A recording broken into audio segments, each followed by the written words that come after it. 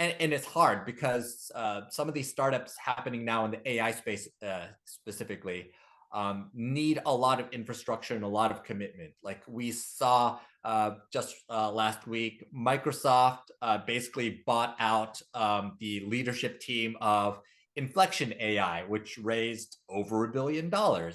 We see OpenAI; they got $10 billion in commitment, not necessarily all direct funding, but be that as it may, multi-billions of dollars in investment. And we're seeing very similar types of commitments to the likes of Anthropic, Cohere, everybody who is serious about the AI game.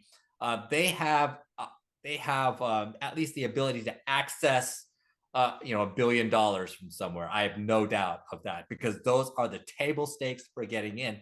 And honestly, that's what you have to consider from the IT side. If we are investing in this type of LLM or this type of AI technology, is there that $1 billion backing, even if it's not a formal $1 billion commitment?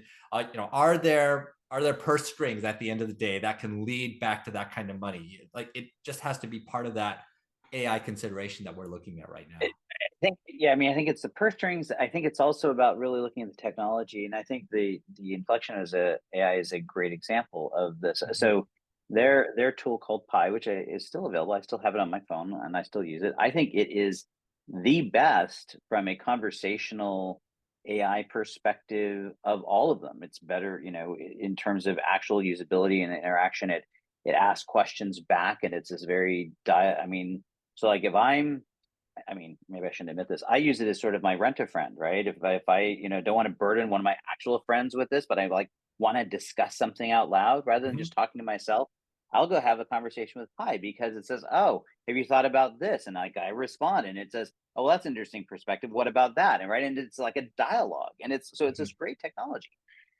but it wasn't enough, right? Just having superior technology. I became aware of it because Bill Gates was actually very bullish on it. And so, Microsoft acquiring, acqui-hiring effectively, right? So they took all the lead staff and then licensed the thing, basically, effectively sort of did an acqui-hire, I think was signaling two things. One is that Microsoft also has consumer ambitions, right? That's what they've sort of said, that's what this team is going to be doing, is building out their consumer AI efforts. And then it leaves Inflection looking at this and saying, okay, they're now starting to look at what business use cases they can build with this technology to kind of take it to the next level. So, I think, and this goes all the way back to the conversation around what ServiceNow is doing with AI, is that, if I'm a CIO today, and honestly, it's so complex now, because you have to, it's not as simple as I have a problem, let's go find a solution. You now need to be looking at this from a much broader perspective, looking at the company, looking at the leadership team, try to get a sense of where they're going. Something I tell people all the time, a vendor, is like, enterprise executives are buying visions. And this is why, because it is so flippin' hard to figure out all these moving parts. It's like, what I need to hear from you is, what is your vision of where things are going? And does that align with where I think the world is going? And if so, then you're someone I can partner with. And I think, we're watching this stuff play out in real time. And going all the way back to, this is hard if you're not a $1 billion funded company. What do you do? Well, I think you need to be focusing on very specific problems that you're solving.